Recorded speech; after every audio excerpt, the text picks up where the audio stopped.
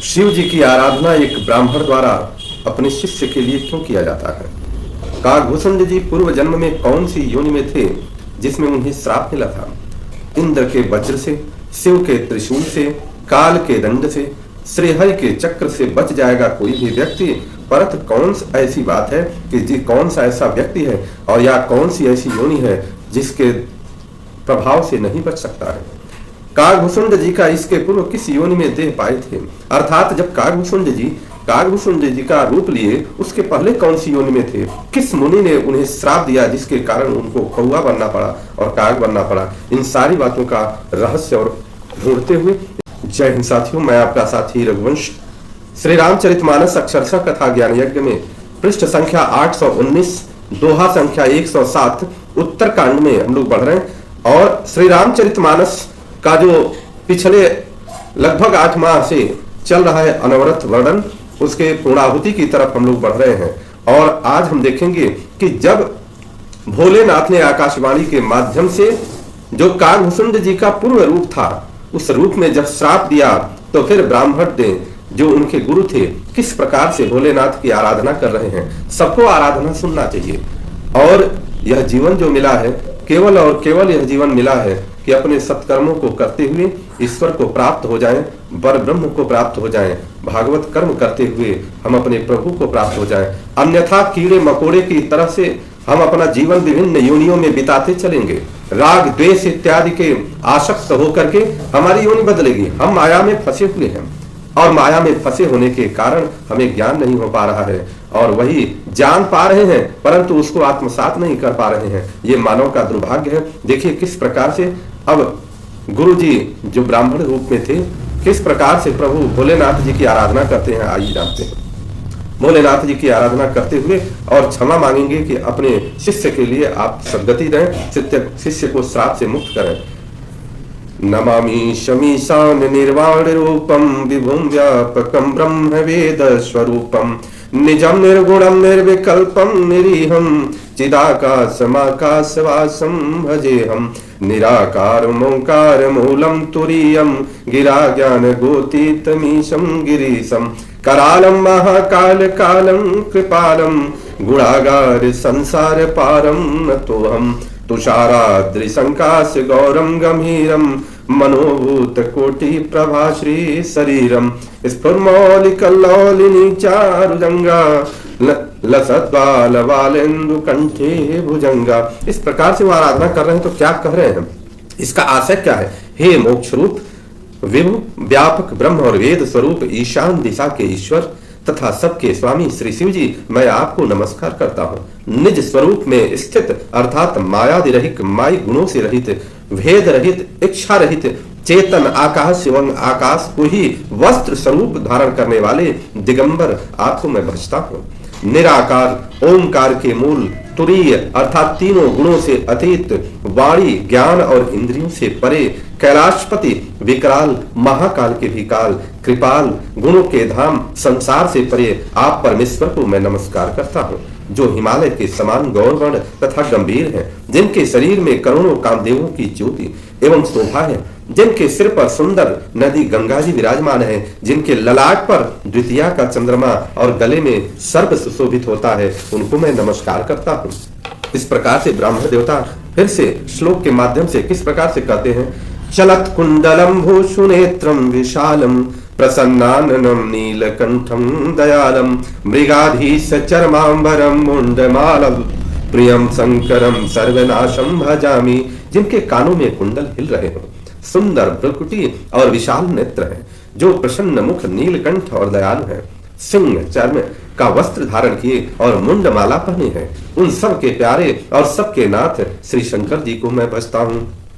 प्रचंडम प्रकिष्टम प्रगल्भम परेशम अखंडम अजम भानुकोटि प्रकाशम त्रयः शूल निर्मूलनम शूल पाणी भजेहम भवानी पतिम भावगम्यम। प्रचंड रुद्र रूप श्रेष्ठ तेजस्वी परमेश्वर अखंड अजन्मा करोड़ों सूर्यों के समान प्रकाश वाले, तीनों प्रकार के शूलों को निर्मूल करने वाले, हाथ में त्रिशूल धारण किए हुए, भाव अर्थात प्रेम के द्वारा प्राप्त होने वाले भवानी के पति श्री शंकर जी को मैं प्रणाम करता हूँ। कलातीत कल्याण कल्पांतकारी, सदा सज्जनानंद दाता पुरारी, चिदानंद संदोह मोहा परारी, प्रसीद प्रसीद प्रभो मन्मथारी।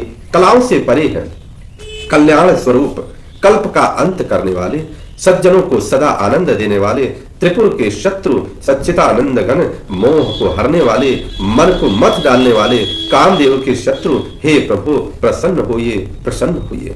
न यावद उमानाथ पादार विंदम, भजन्ति है लोके परेवा नराणाम, न तावत् सुखम शांति संताप नाशम, प्रसिद्ध प्रभो सर्वभूताधिवासम। जब तक पार्वती जी के पति आपके चरण कमलों को मनुष्य नहीं भजते, तब तक उन्हें न तो इहलोक में और न परलोक में भी सुख शांति मिलती है, न उनके तापों का नाश होता है। अतः हे समस्त जीवों के अंदर निवास करने वाले प्रभु, आप प्रसन्न होइए। न जानामि योगम जपम नैव पूजाम, न तो हम सदा सर्वदा संभुतुभ्यम, जरा जन्म दुखोध तातव्यमान मानम, प्रभो पाहि आपन्न माम ईश संभो। मैं न तो योग जानता हूँ, न जप न पूजा ही जानता हूँ, हे शंभो मैं तो सदा सर्वदा आपको ही नमस्कार करता हूँ। हे प्रभु, बुढ़ापा तथा जन्म के दुख समूह को जलते हुए मुझ दुखी को दुख से रक्षा करिए। हे ईश्वर, हे शंभो, मैं आपको नमस्कार करता हूँ। रुद्राष्टकमिदं प्रोक्तम विप्रेण हरतोषये, ये पठन्ति नरा भक्त्या तेषां शंभो प्रसीदति। भगवान रुद्र की स्तुति का यह अष्टक उन शंकर की तुष्टि अर्थात प्रसन्नता के लिए ब्राह्मण द्वारा कहा गया। जो मनुष्य इसे भक्ति पूर्वक पढ़ते हैं उन पर भगवान शंभु प्रसन्न होते हैं। सुन विनती सर्वज्ञ शिवा, देखी विप्रय अनुराग, अपनी मंदिर न भवानी, भाई द्विजवर बर मागो। सर्वज्ञ शिव जी ने विनती सुनी और ब्राह्मण का प्रेम देखा, तब मंदिर में आकाशवाणी हुई कि हे द्विज श्रेष्ठ वर मांगो। अब उस मंदिर में आकाशवाणी हुई जहां पर उनके शिष्य को श्राप मिला, तो अब आकाशवाणी हो रही है कि हे ब्राह्मण, अब आप वर मांगे। जाओ प्रसन्न प्रभु मोह पर, नाथ दीन पर नेहु, निज पद भगति दे प्रभु, पुनि दूसर वर देहु। हे प्रभु, ब्राह्मण ने कहा, हे प्रभु, अगर आप मुझ पर प्रसन्न हैं तो सबसे पहले तो मुझे अपनी भक्ति प्रदान करिए, मुझे पहला वर दीजिए, तब जाकर के हम दूसरा वर हमको दीजिए। तब मायावश जीव जड़ संतत फिर भुलान, तेहि पर क्रोध न करिय प्रभु, कृपा सिंधु भगवान। हे प्रभु, यह अज्ञानी जीव आपकी माया के वश होकर निरंतर आपको भूला फिरता है। हे कृपा के समुद्र भगवान, उस पर क्रोध न कीजिए। देखिए, अब इसके लिए कह रहे हैं कि ये आपके माया के वशीभूत होकर के और यह आपको भूला हुआ है, इसके ऊपर कृपा कीजिए। शंकर दीन दयाल अब एहि पर हूँ कृपालु, साप अनुग्रह होई जहि नाथ तोरे ही कालू। हे दीनों पर दया करने वाले शंकर, अब इस पर कृपा कीजिए होइए और थोड़े ही समय में इस पर साप के बाद अनुग्रह हो जाए, ऐसा कुछ कर दीजिए। अब गुरु ने अपने शिष्य के लिए इतना प्रभु से याचना कर लिया, तो यही कर होई परम कल्याणा, सोई करहूं अब कृपा निधाना। गुरु जी कह रहे हैं इसका कल्याण हो जाए प्रभु, ऐसा कुछ कृपा करिए। हे कृपा निधान, आप कुछ ऐसा ही कर दीजिए। विप्र गिरा सुनि परहित बानी, सानी एवं स्तुति भई न भवानी। उस ब्राह्मण का जो वचन था परहित सानी, माने दूसरे के हित के लिए जो आराधना किया गया, यह सुन करके वह आकाशवाणी फिर से हुई कि एवं मस्तु ऐसा ही होगा। यद्यपि कीन एहि दारुण पापा, मैं पुनि दीन्हि कोप करि सापा, तदपि तुम्हारी साधुता देखी, करि हूं एहि पर कृपा विशेषी। यद्यपि इसने बहुत बड़ा पाप किया है। बहुत बड़ा पाप क्या है? जो हरि का अपमान करे, जो हरि के भक्तों का अपमान करे, उससे बड़ा पापी कोई नहीं है। ये शंकर भगवान भी कह रहे हैं, इसने बहुत बड़ा पाप किया है, फिर भी मैं तुम्हारी साधुता को देखकर इस पर विशेष कृपा करूंगा। और विशेष कृपा क्या कर रहे हैं प्रभु कि क्षमाशील जे पर उपकारी, ते द्विज मोहि प्रिय जथा खरारी। हे द्विज, हे ब्राह्मण, जो क्षमाशील और परोपकारी होते हैं वे मुझे वैसे ही प्रिय हैं जैसे खर के शत्रु श्री रामचंद्र जी मुझे प्रिय हैं। मोर श्राप द्विज व्यर्थ न जाई, जन्म सहस अवश्य यह पाई। मेरा श्राप व्यर्थ नहीं जाएगा और यह सहस्त्र जन्म पाएगा ही है, निश्चित है। लेकिन उसमें अब प्रभु कुछ लगा देते हैं कि जन्मत मरत दुसह दुख होई, एहि स्वपल्पं नहीं व्यापहि सोई। जन्म मरण के समय जो दुख होता है उस दुख से यह मुक्त रहेगा, यह मैं तुम्हें बता देता हूं। कौने जन्म मिट्टी है नहीं ज्ञाना, सुनी शूद्र मम वचन प्रवाना। और एक और बात होगी कि किसी भी जन्म में इसका ज्ञान नहीं मिटेगा। ज्ञान का अर्थ जो पूर्व जन्म के जितना भी कर्म है ये सारी चीज इसको याद ही रहेंगे प्रत्येक जन्म में, और जो आज एक कर्म किया है ये सब इसको याद रहेगा, इसलिए ज्ञान नहीं मिटेगा।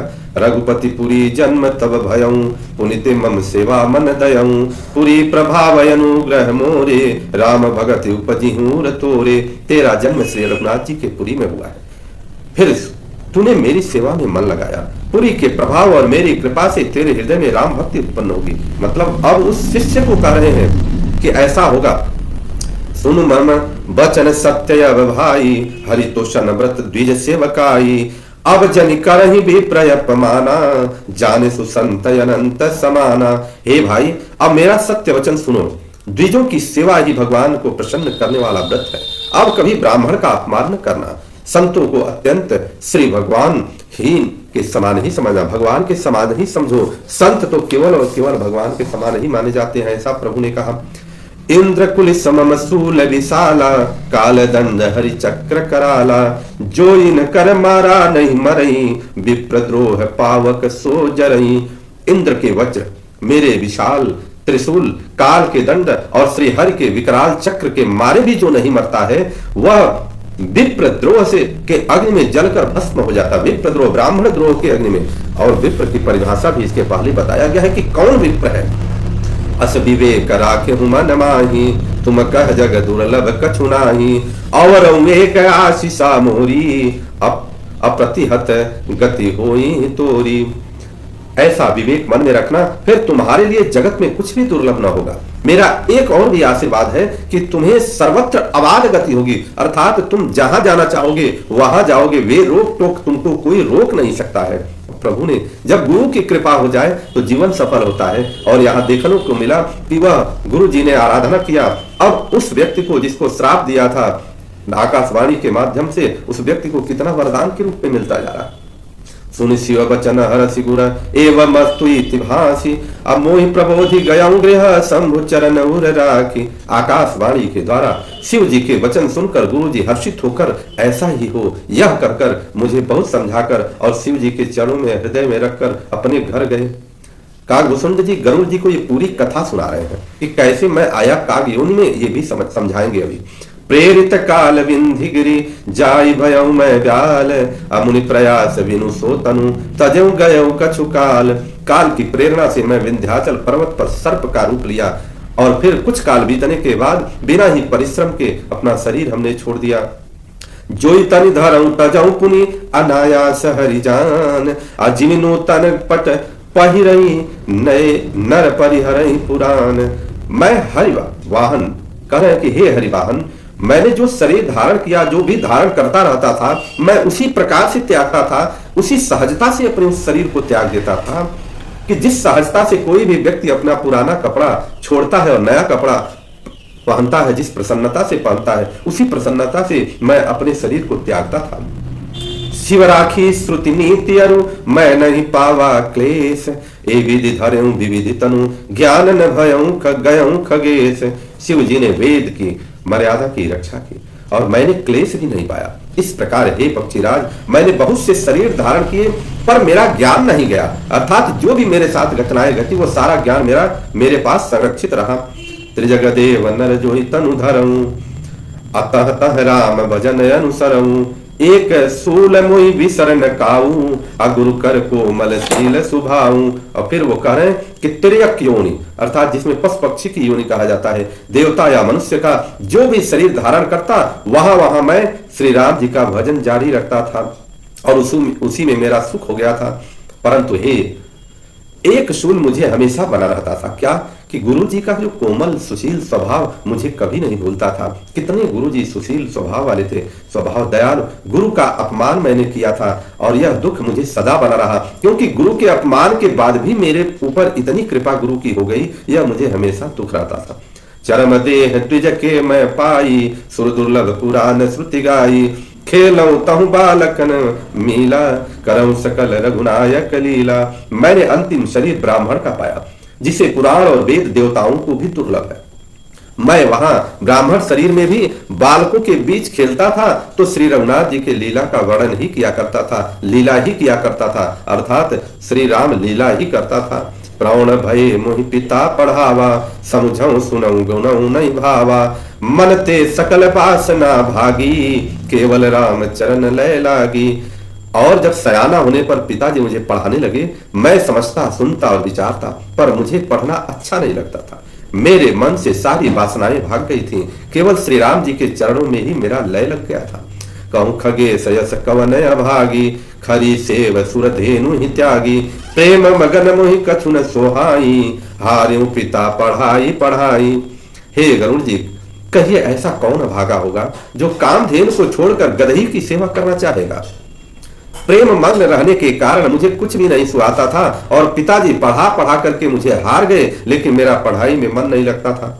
भय कालवश जब पितु माता, मैं बन गयऊं भजन जन त्राता, जह जह विपिन मुनीश्वर पावऊं, आश्रम जाई जाई सिरुनावऊं। जब माता और पिता काल के वश चले गए, अर्थात उनका देहावसान हो गया, तब मैं भक्तों की रक्षा करने वाले श्री राम जी का भजन करने के लिए वन में चला गया। वन में जहां जहां मुनीश्वरों के आश्रम पाता, वहां वहां पर मैं जाता था और उन्हें सिर नवाता था। बूझऊ तिन्हि राम गुण गाहा, कहीं सुनऊ हर्षित खगनाहा, सुनत फिरऊ हरि गुण अनुवादा, अव्याहत गति शंभु प्रसादा। हे गरुड़ जी, उनसे मैं श्री राम जी के गुणों की कथाएं पूछता, वे कहते और मैं हर्षित होकर के सुनता था। इस प्रकार मैं सदा सर्वदा श्री हरि का गुणानुवाद सुनता फिरता। शिव जी की कृपा से मेरी सर्वत्र अबाधित गति थी, जिसके कारण मैं कहीं भी जा सकता था, मुझे कहीं कोई रोक टोक नहीं था। छूटी त्रिविदयी सना गाढ़ी, एक लालसायत उरयति बाढ़ी।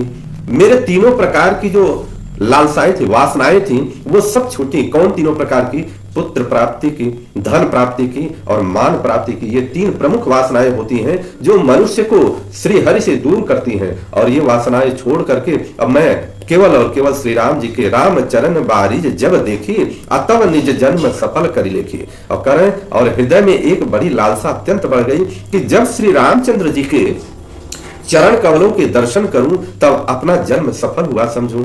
जेहि पूछई सोई मुनि यस कहई, ईश्वर सर्वभूतमय हई, निर्गुण मत नहीं मोहि सुहाई, सगुण ब्रह्म रति उरय अधिकाई। जिनसे मैं पूछता वे ही मुनि ऐसा कहते कि ईश्वर सर्वभूतमय है, यह निर्गुण मत मुझे नहीं सुहाता था। हृदय में सगुण ब्रह्म पर प्रीति बढ़ रही थी। बार बार जो निर्गुण की बात करता था वो मुझे अच्छा नहीं लगता था, सगुण में मेरी प्रीति हमेशा बढ़ती थी।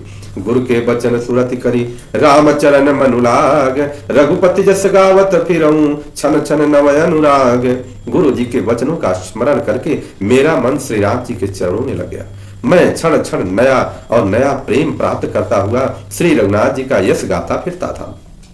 मेरु शिखर बट छाया, मुनि लोमसयासीन, अदेखी चरण सिरुनायऊं, बचन कहऊं अति दीन। अब इस प्रकार से जब मैं आगे बढ़ा तो देखा कि सुमेरु पर्वत के शिखर पर बड़ की छाया में लोमस नामक एक मुनि थे, बैठे हुए थे। उन्हें देखकर मैंने उनके चरणों में सिर नवाया और अत्यंत दीन वचन कहे।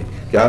सुनि मन वचन विनीत मृदु, मुनि कृपाल खगराज, अमोहि सादर पूछत भय, द्विजयायऊ के काज। हे पक्षीराज, मेरे अत्यंत नम्र और कोमल वचन सुनकर कृपालु मुनि मुझसे आदर के साथ पूछने लगे, हे ब्राह्मण, आप किस कार्य से यहाँ आए हैं? तब मैं कहा, कृपा निधि तुम सर्वज्ञ सुजान, सगुण ब्रह्म अवराधन, मोहि कहूं भगवान। तब मैंने कहा, हे कृपा निधि, आप सर्वज्ञ हैं और सुजान हैं। हे भगवान, मुझे सगुण ब्रह्म की आराधना को कहिए। इस प्रकार से मैंने लोमस मुनि से यह बात कही, मेरी मुलाकात हुई और आगे अगले दिन आप सभी लोगों का दिन शुभ हो, मंगल हो। बोलिए माता जानकी की जय, प्रभु श्री रामचंद्र की जय, लखन भैया की जय, भरत भैया की जय, शत्रुघ्न जी की जय, कागभूषण जी की जय, गरुड़ जी की जय, हनुमान जी महाराज की